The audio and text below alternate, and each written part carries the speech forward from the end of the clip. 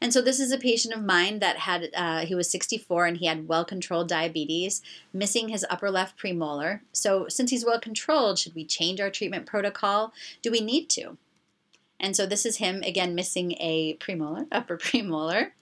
The implant was placed, good amount of bone on both the cone beam CT and an excellent quality bone when we were placing the implant, but a 62 reading. And so, again, his diabetes, he was well controlled, but even though he's well controlled, is that going to tell me that I'm going to go ahead and either immediate load or early load or do this as a 1 versus a 2-stage protocol?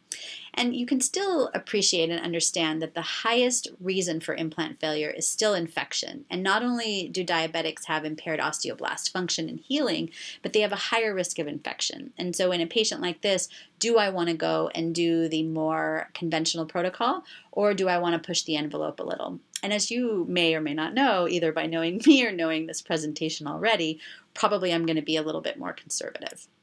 And so this was his healing after about 2 weeks. And so, this looks like it's maybe a week of healing, and in this patient was 2 weeks of healing. And so certainly a little bit slower healing, making me happy that I had decided to go with the more conservative approach.